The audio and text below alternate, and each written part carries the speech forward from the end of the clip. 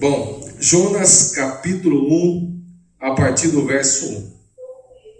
A palavra de Deus diz assim: veio a palavra do Senhor a Jonas, filho de Amitai, dizendo: dispõe-te, vai à grande cidade de Nínive e clama contra ela, porque a sua malícia subiu até mim. Jonas se dispôs, mas para fugir da presença do Senhor, para Tarsis, e tendo descido a Jope, achou um navio que lá ia para Tarsis. Pagou, pois, a sua passagem e embarcou nele para ir com eles para Tarsis, para longe da presença do Senhor. Mas o Senhor lançou sobre o mar um forte vento, e fez-se no mar uma grande tempestade, e o navio estava a ponto de se despedaçar. Então os marinheiros, cheios de medo, clamavam cada um ao seu Deus, e lançavam ao mar a carga que estava no navio, para o aliviarem do peso dela. Jonas, porém, havia descido ao porão e se deitado e dormia profundamente. Chegou-se a ele o mestre do navio e lhe disse: que se passa contigo? Agarrado no sono? Levanta-te e invoca o teu Deus, talvez assim esse Deus se lembre de nós, para que não pereçamos. E diziam uns aos outros: vinde e lancemos sortes, para que saibamos por causa de quem nos sobreveio este mal. E lançaram sortes, e a sorte caiu sobre Jonas. Então lhe disseram: declara-nos agora, por causa de quem nos sobreveio esse mal? Que ocupação é a tua? Da onde vem? Qual a tua terra? E de que povo és tu? E ele lhe respondeu: sou hebreu, e temo ao Senhor, o Deus do céu, que fez o mar e a terra. Então os homens ficaram possuídos de grande temor, e lhe disseram: que é isso que fizeste? Pois sabiam os homens que fugia da presença do Senhor, porque ele o havia declarado. Disseram-lhe: que te faremos para que o mar se nos acalme? Porque o mar se ia tornando cada vez mais tempestuoso. Respondeu-lhes: tomai-me e lançai-me ao mar, e o mar se aquietará, porque eu sei que por minha causa vos sobreveio essa grande tempestade. Entretanto os homens remavam, esforçando-se por alcançar a terra, mas não podiam, porquanto o mar se ia tornando cada vez mais tempestuoso contra eles. Então clamaram ao Senhor e disseram: ah, Senhor, rogamos-te que não pereçamos por causa da vida deste homem, e não faças cair sobre nós esse sangue, quanto a nós, inocente, porque tu, Senhor, fizeste como te aprove. E levantaram a Jonas e o lançaram ao mar, e cessou o mar da sua fúria. Temeram, pois, esses homens em extremo ao Senhor, e ofereceram sacrifício ao Senhor e fizeram votos. Deparou o Senhor um grande peixe para que tragasse a Jonas, e esteve Jonas 3 dias e 3 noites no ventre do peixe. Amém? Deus me trouxe uma direção para nós trabalharmos alguns domingos a respeito de Jonas, a respeito do livro. São 4 capítulos, então durante alguns domingos nós vamos estar trabalhando só no livro de Jonas, porque Jonas, ele traz um contexto importante para o nosso entendimento. Jonas, ele apresenta a vontade de Deus.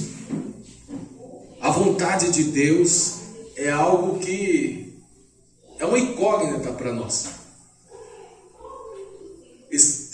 Tem um autor, Charles Wisdom, ele escreve O Mistério da Vontade de Deus. E nós lemos o livro, eu li 2 vezes, a Roseli também leu, a gente leu o livro todo, e aí chega no final, ninguém entende o que é a vontade de Deus, e nem ele mesmo que escreveu entende a vontade de Deus. Ele fala: a vontade de Deus é incógnita. Mas a vontade de Deus, uma coisa é certa, ela é soberana. A vontade de Deus, ela sobressai sobre todas as coisas. E a Bíblia fala que a vontade de Deus, ela é boa, perfeita e agradável. O apóstolo Paulo fala que a vontade de Deus, ela é boa, perfeita Essa é a vontade de Deus.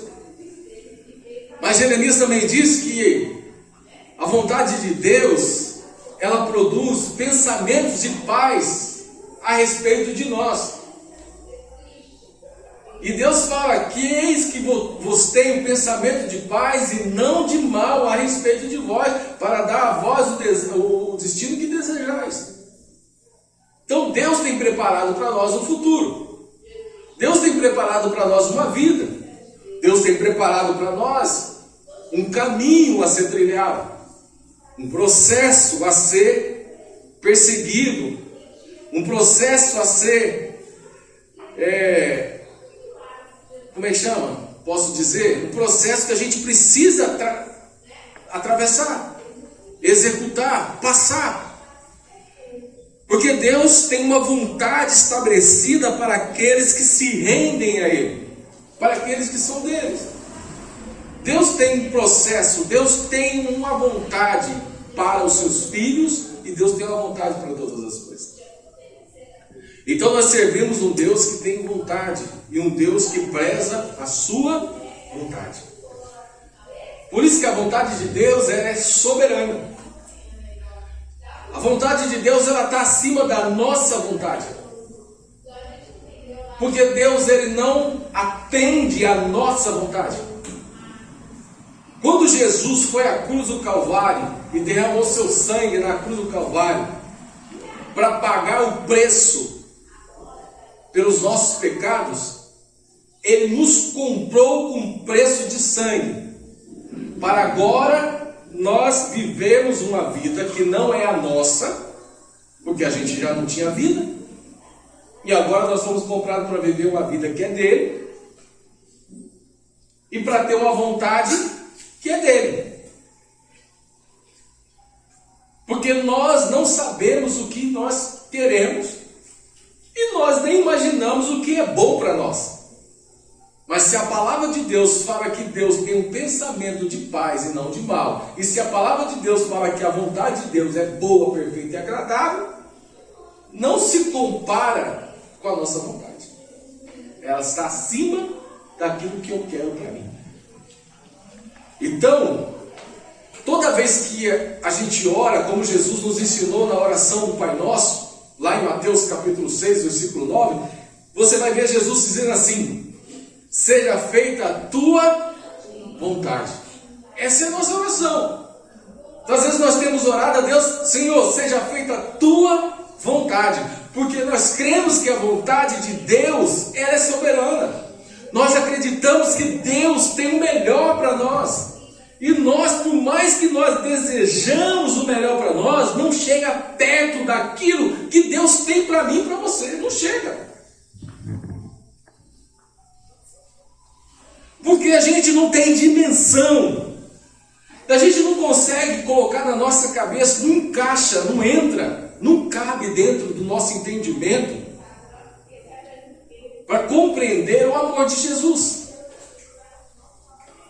A gente não consegue entender o amor de Deus. A gente sabe que Deus nos amou de tal maneira, que deu seu único filho, mas a gente não consegue entender a dimensão desse amor. Imagina agora entender a dimensão da vontade de Deus para nós.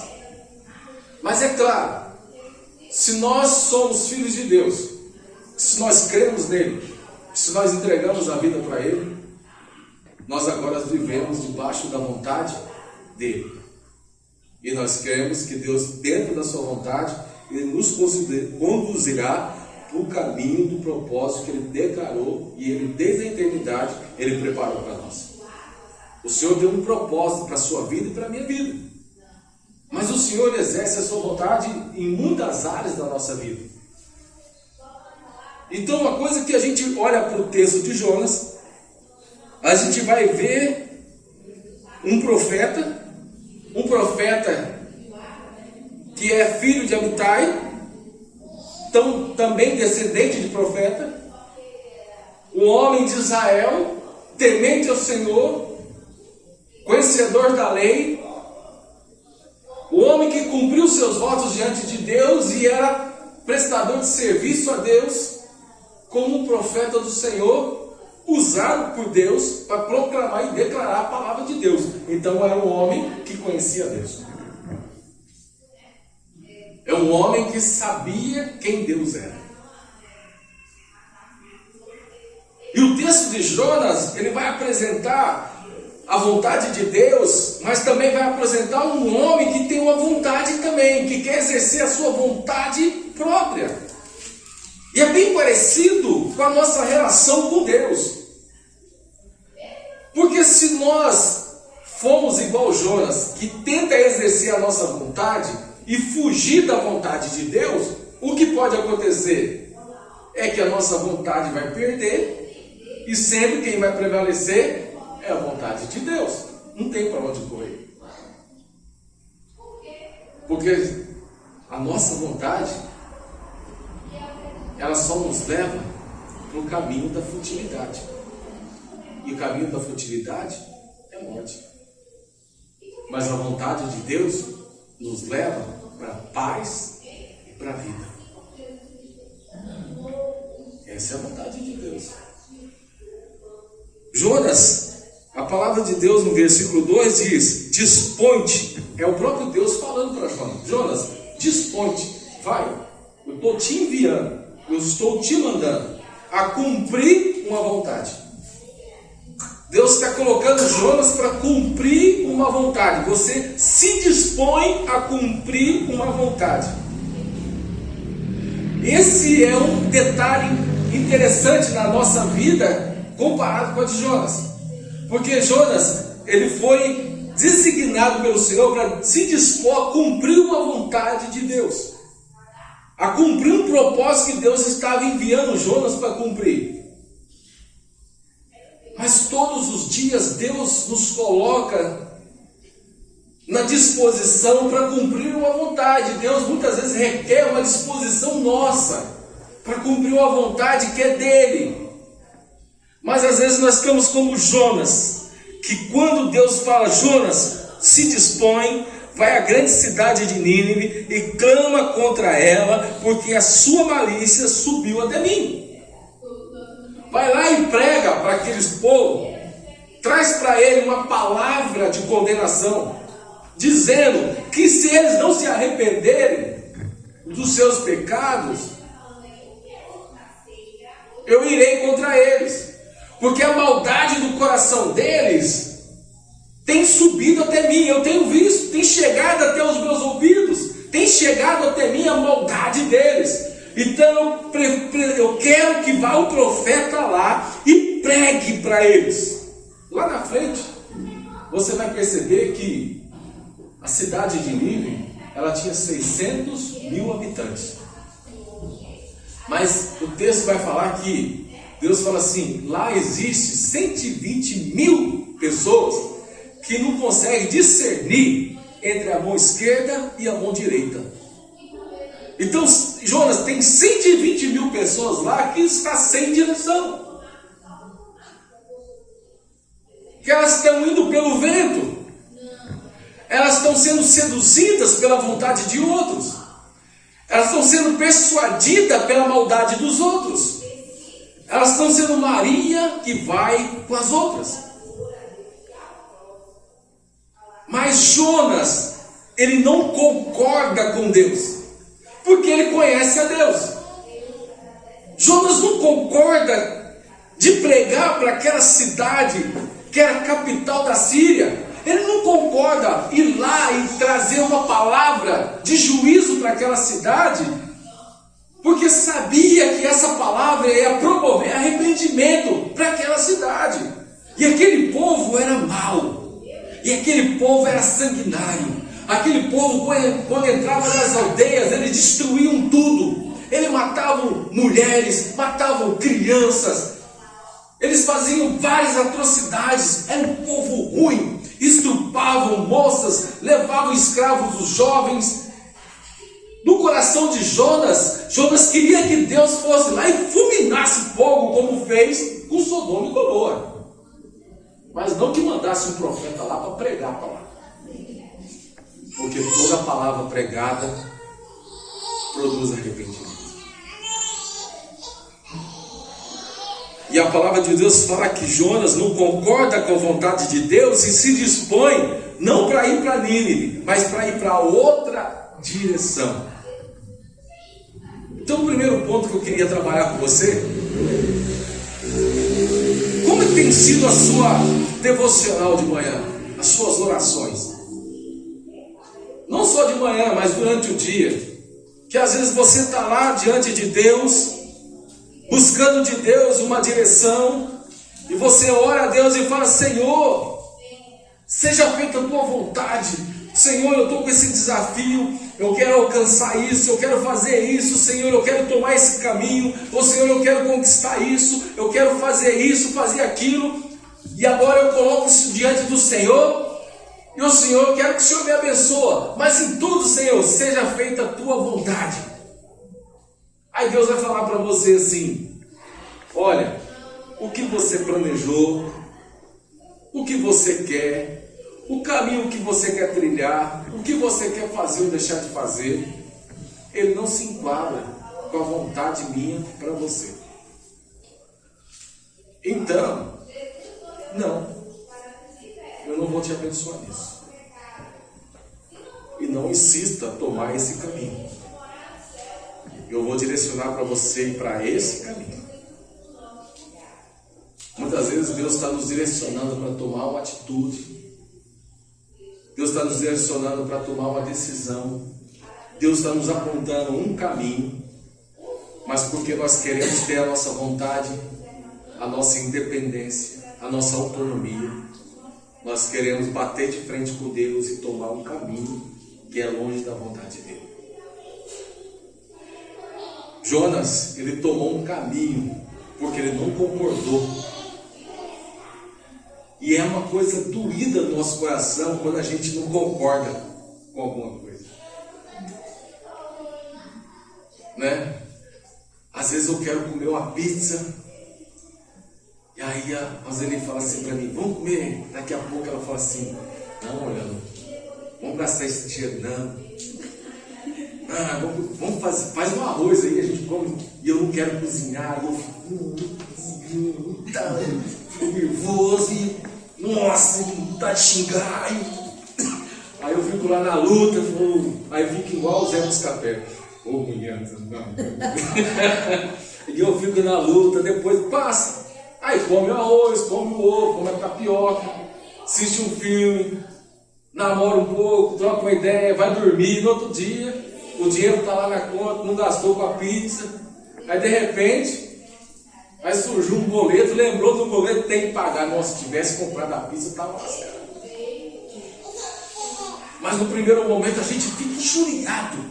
Porque na verdade a gente queria fazer a nossa vontade, a gente queria fazer aquilo que a gente quer, a gente quer tomar direção porque a gente é dono do nosso nariz, a gente é independente. Irmão, nós temos um Deus que zela por nós. Se nós entregamos a nossa vida a Ele, Ele que é o timoreiro do nosso barco, Ele que direciona a nossa vida, Ele que comanda o nosso destino, Ele sabe a direção para onde temos que ir, Ele tem vontade sobre nós, porque nós não temos mais vontade sobre nós mesmos, porque o Senhor é o dono da nossa vida. Então não adianta ir contra a vontade de Deus, porque a vontade de Deus, ela sempre prevalece.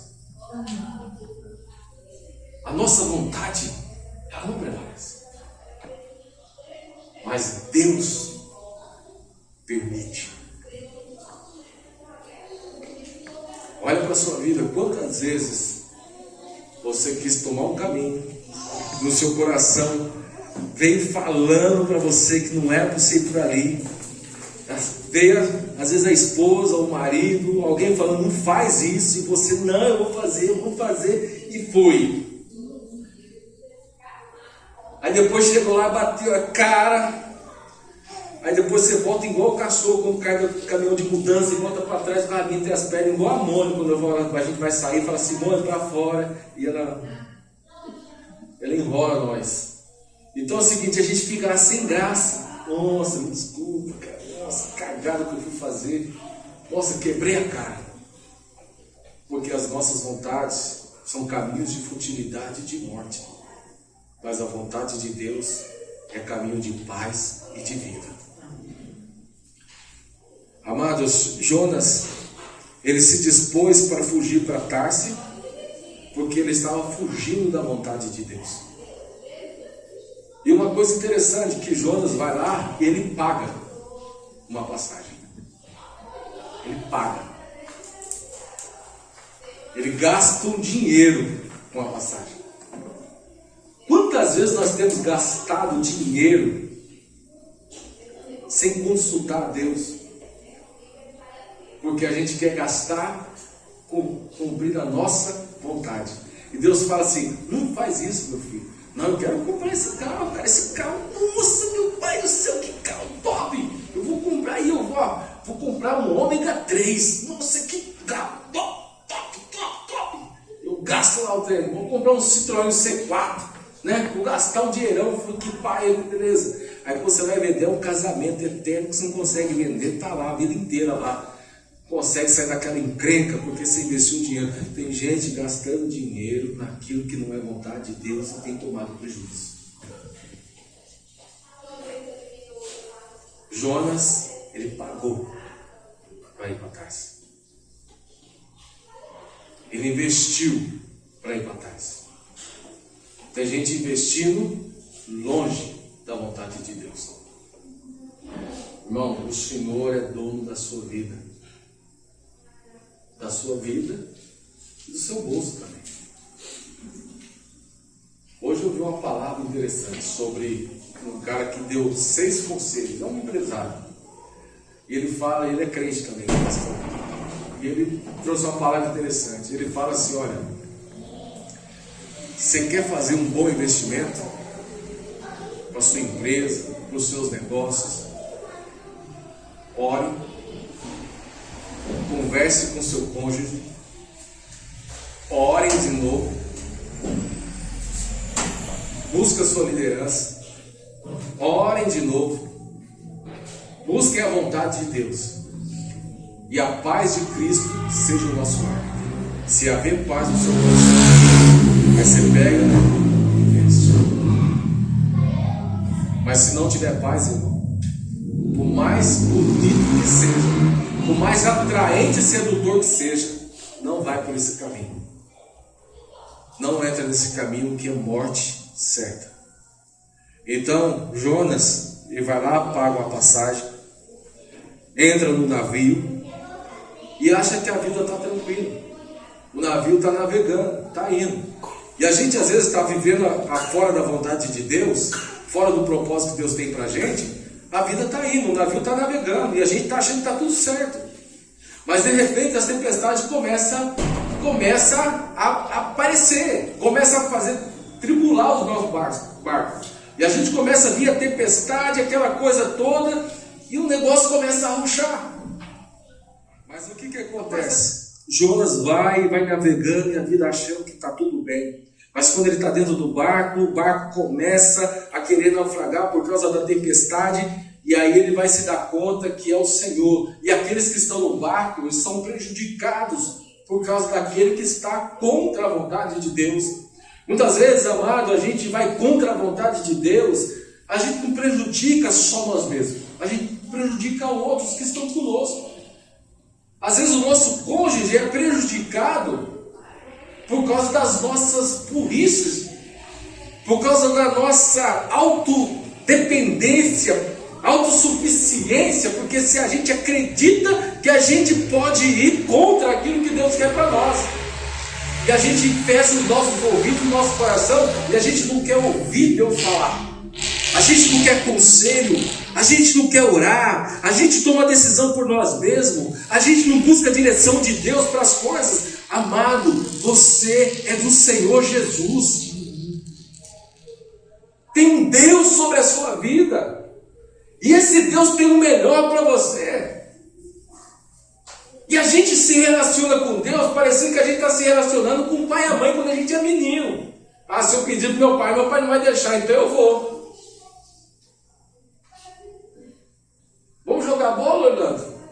Cara, se eu for pedir para minha mãe, ela não vai deixar. Mas espera um pouquinho. Eu vou falar para minha mãe que eu vou lá no fundo, brincar lá no fundo com meus irmãos, vou pular o muro e a gente vai lá jogar no campinho.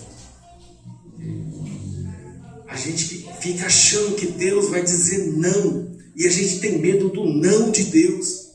O não de Deus é o melhor para nós, amado. Às vezes o não de Deus é a melhor coisa que nós precisamos ouvir. Mas a gente tem medo do não de Deus porque a gente quer. E aquele que tem medo do não de Deus se torna um menino mimado. E Deus não está forjando menino mimado.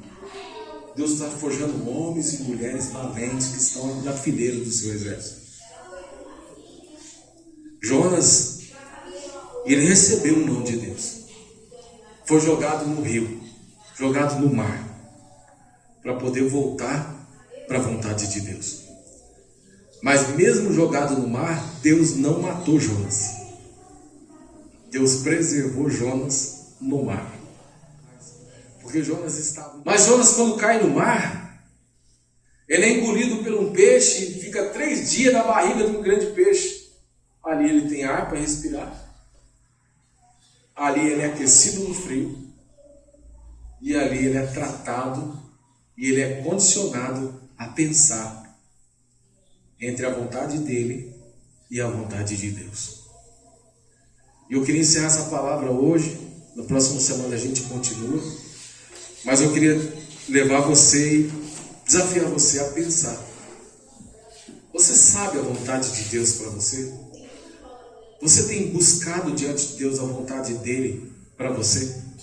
Você considera que Deus tem uma vontade para você? E a vontade de Deus é soberana sobre você? Você aceita a vontade de Deus sobre você? Se você aceita, então por que, às vezes, nós queremos cumprir a nossa? Isso eu falo só para você não, eu falo para mim também. Por que às vezes nós tomamos o caminho que Deus não quer? Nessa noite eu quero desafiar você a essa semana tentar entender as decisões e os caminhos que Deus tem para você. Para você optar para cumprir e obedecer a vontade de Deus. Mas eu quero que você fique atento. Porque toda vez que a vontade de Deus ela for clara e nítida para você, você vai passar raiva. Porque o seu coração, o seu desejo está inclinado para aquilo que nos leva longe de Deus. Essa é a tendência nossa. O nosso desejo muitas vezes é fazer aquilo que Deus não quer que nós façamos. Então que essa semana a gente olhe para isso com consideração. Senhor, eu quero fazer tua vontade, mas ajuda o meu coração a ficar em paz quando o Senhor dizer não. Me ajuda. Me ajuda a me alegrar no sim e no não. Porque se o Senhor me dizer não, me ajuda a entender que o Senhor tem o melhor para mim. E aquele caminho não seria favorável para mim. Eu não sei o final dele, mas eu acho ele tentador. Mas às vezes o Senhor tem um caminho melhor para mim lá na frente. Então que Deus cumpra a sua vontade sobre nós. Amém? Amém. Vamos orar?